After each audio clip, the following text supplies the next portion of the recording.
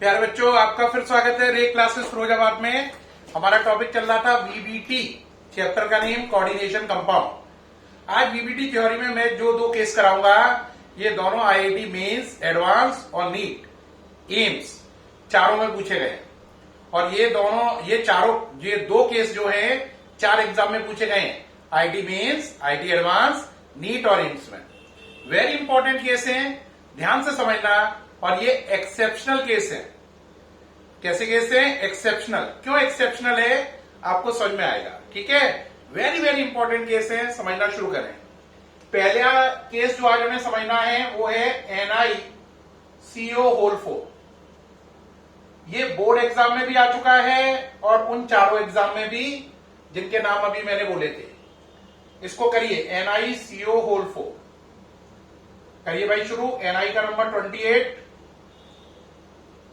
1s2, 2s2, 2p6, 3s2, 3p6, 4s2, 3d8। Oxidation number निकालो इसका। Oxidation number निकालिए Ni का X, CO न्यूट्रल है, ऊपर कुछ लिखा नहीं है तो 0। यहां पे 0 का मतलब CO न्यूट्रल है, यहां पे 0 का मतलब ऊपर भी कोई चार्ज नहीं है, तो ऑक्सीडेशन नंबर 0। तो Ni रहेगा क्योंकि उस पर कोई चार्ज नहीं है। अब बात आई Ni में क्या लिखा है? 3d8। 3d8 लिगेंड कैसा है? आंसर दुनिया का सबसे नंबर 1 लिगेंड लगा हुआ है। नंबर 1 लिगेंड है दुनिया का सबसे स्ट्रॉन्ग लिगेंड, CO है। तो CO क्या चाहेगा कि सारे इलेक्ट्रॉनों को क्या कर दूं? Pair up. स्ट्रॉन्ग लिगेंड चाहता है सारे इलेक्ट्रॉन पेयर अप करूं, और वीक लिगेंड चाहता है कि इलेक्ट्रॉन अनपेयर्ड रहे। ठीक, तो ये स्ट्रॉन्ग लिगेंड होने की वजह से क्या चाहेगा कि भाई सारे इलेक्ट्रॉन पेयर कर दूं। तो पहले चलो 3d8, 1 2 3 4 5 6 7 8, 4s2, 4s में भी 2 इलेक्ट्रॉन है ना। 4p खाली पड़ी है और 4d भी खाली पड़ी है। अब ये स्ट्रॉन्ग लिगेंड है, इन्होंने कहा अरे ये जगह खाली पड़ी है तब भी ये ऐसा है, स्ट्रॉन्ग लिगेंड में तो बहुत पावर है। उनने पूरी ताकत लगाई और ताकत लगाकर 4s के इलेक्ट्रॉनों को भी इधर ही पहुंचा दिया। तो यानी कि स्ट्रॉन्ग लिगेंड के एफर्ट लगाने से उनने और एफर्ट लगाए, स्ट्रॉन्ग लिगेंड है तो उनने ऐसा कर लिया। देखो ये 4s के दोनों इलेक्ट्रॉन भी यहीं पे शिफ्ट हो गए।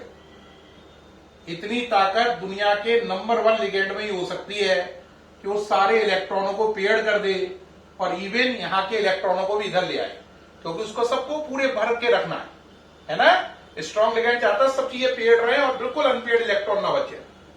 और जब हमने पूरी ताकत लगा दी तो अब सोचो दुनिया का सबसे स्ट्रॉन्ग लिगेंड है, कितने? 4। हमें मालूम है स्ट्रॉन्ग लिगेंड हो तो 4 होने पर आयोडाइजेशन होता है DsP2। अब बताओ क्या आप DsP2 आयोडाइजेशन कर पाओगे? आंसर कभी भी नहीं।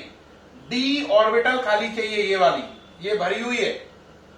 अब DsP2, sp2 तो हो सकता है लेकिन D आप पे अवेलेबल है ही नहीं। अब यहां पर बड़ा चक्कर पड़ा, D चाहिए, D है ही नहीं। और स्ट्रॉन्ग लिगेंड ने इतनी ताकत लगाई कि ये सारे भी पेयर कर दिए, इवन इसको भी इधर ले गया S के चक्कर में कि भाई S खाली हो जाए। तो उसके इतनी ताकत लगाने के बाद भी अभी भी हम पे D ऑर्बिटल नहीं है, तो मजबूरी में अब हमें आयोडाइजेशन कराना पड़ेगा sp3। तो यहां पे आयोडाइजेशन होगा sp3 और ऐसा हो जाएगा। अब यहां पे 4 लोन पेयर आएंगे। इन 4 लोन पेयर का सोर्स है दुनिया का नंबर 1 लिगेंड, जिसका नाम है CO। आपने देखा दुनिया का नंबर 1 लिगेंड लगाकर भी मैं यहां पर DsP2 आयोडाइजेशन नहीं करा पाया। मजबूरी में मुझे sp3 कराना पड़ा, जबकि दुनिया का बेस्ट लिगेंड मेरे पास था, तब भी मैं यहां पर DsP2 आयोडाइजेशन नहीं करा पाया। इसीलिए एक्सेप्शनल केस है कि दुनिया का बेस्ट लिगेंड होने के बाद भी आप DsP2 नहीं करा पाए। ठीक, अब यहां पे देखो अनपेयर्ड इलेक्ट्रॉन एक भी नहीं है, क्योंकि स्ट्रॉन्ग लिगेंड ने सारे इलेक्ट्रॉनों को पेयर कर दिया है। तो मैग्नेटिक मूवमेंट है √n+2, तो वो हो जाएगा 0। तो आईआईटी में पूछा जाता है इसमें कौन सा आयोडाइजेशन है, तो आपको याद रखना है sp3। इसका मैग्नेटिक मूवमेंट कितना है? 0। ये दोनों बातें याद रखना।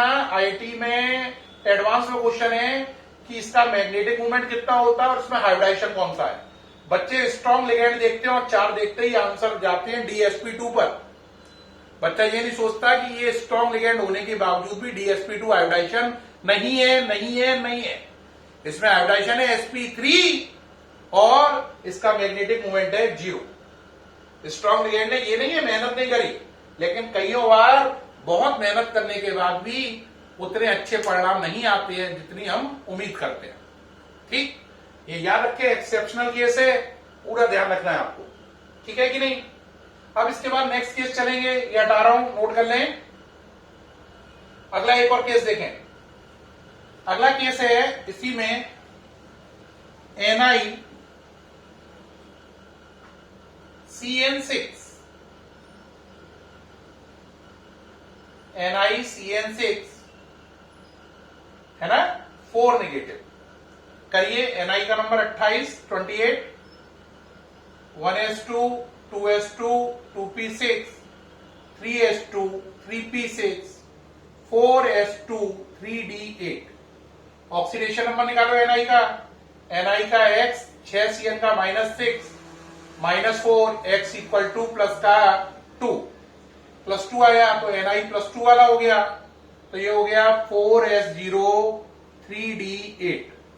3d8 है, लिगेंड कैसा है, स्ट्रॉन्ग है ना। स्ट्रॉन्ग लिगेंड होने पर, 6 लिगेंड होने पर हाइब्रिडाइजेशन D2sp3। तो आप क्या करोगे, 3d8,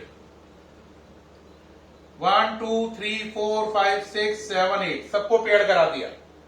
4s खाली, 4p खाली और 4d भी खाली। ठीक, अब आपको हाइब्रिडाइजेशन कौन सा कराना है, D2sp3। बताओ करा पाओगे। D1 तो है लेकिन ये खाली नहीं है, D1 हो पा रहा है खाली। D1 तो हो सकता है लेकिन D2 नहीं हो सकता है। तो यहां पर स्ट्रॉन्ग लिगेंड होने के बावजूद आप D2sp3 हाइब्रिडाइजेशन नहीं करा पा रहे। मजबूरी में फिर आपको सेकंड ऑप्शन लेना पड़ेगा, sp3d2। तो यहां पे sp3d2 हाइब्रिडाइजेशन होगा, ना कि D2sp3। और यहां पे 6 लोन पेयर मिलेंगे, उन्हें प्रोवाइड करने वाला कौन है, आंसर Cn-। तो 6 जगह आ जाएगा Cn-। लेकिन प्यारे बच्चों, आपने देखा कि पूरी ताकत लगाने के बाद भी स्ट्रॉन्ग लिगेंड की हाइब्रिडाइजेशन कौन सा नहीं हो पाया, आंसर हाइब्रिडाइजेशन नहीं हो पाया, कौन सा, D2sp3। मजबूरी में कौन सा करना पड़ा, sp3d2। मैग्नेटिक मूवमेंट निकालो, √n, n+2। अनपेयर्ड इलेक्ट्रॉन एक भी नहीं है, देख रहे हैं सारे पेयर्ड हैं, तो मैग्नेटिक मूवमेंट हो गया 0v.m। 0 का मतलब पूरा 0 है ना, कोई मैग्नेटिक मूवमेंट नहीं है। तो आपने इस केस में भी देखा, 6 लिगेंड होते ही आदमी के दिमाग में आएगा 6 लिगेंड है, स्ट्रॉन्ग लिगेंड है, हाइब्रिडाइजेशन D2sp3 होगा। लेकिन आप देख रहे हैं यहाँ पे D2sp3 हाइब्रिडाइजेशन हुआ ही नहीं, हाइब्रिडाइजेशन हुआ sp3d2। अब एक बच्चा कहेगा एक्सेप्शनल केस की क्या पहचान है। एक्सेप्शनल केस की पहचान ये होगी कि स्ट्रॉन्ग लिगेंड होगा और आप स्ट्रॉन्ग लिगेंड होने के बावजूद भी कोऑर्डिनेशन नंबर 4 होने पर DsP2 हाइब्रिडाइजेशन नहीं करा पाओगे, और कोऑर्डिनेशन नंबर 6 होने पर D2sp3 हाइब्रिडाइजेशन नहीं करा पाओगे, क्योंकि d ऑर्बिटल आपको खाली नहीं मिलेगी। तो जब स्ट्रॉन्ग लिगेंड हो और d ऑर्बिटल तब भी खाली ना हो पाए, और 4 लिगेंड होने पर DsP2 और 6 लिगेंड होने पर D2sp3 हाइब्रिडाइजेशन ना हो, तो वो एक्सेप्शनल केस होता है। इसे कोई भी बच्चा जैसे ही करेगा उसे साफ नजर आ जाएगा कि ये केस एक्सेप्शनल बनेगा या नहीं बनेगा। आपके कोर्स में ये 2 सबसे इंपॉर्टेंट एक्सेप्शनल केस थे, ये दोनों ही मैंने डिस्कस कर दिए हैं, और ये IIT मेंस, एडवांस, नीट और एम्स में कई बार आ चुके हैं। इसलिए ध्यान से देख लें, सामने से हट जाऊं, ये पूरा केस बना हुआ है, केस स्टडी को ध्यान से देख लें। उम्मीद है आपने देख ली है। प्यारे बच्चों, उम्मीद है इस वीडियो से आपको ये दोनों exceptional case, very important exceptional case clear हो गए होंगे। फिर मुलाकात होगी नई वीडियो के साथ, तब तक के लिए बाय।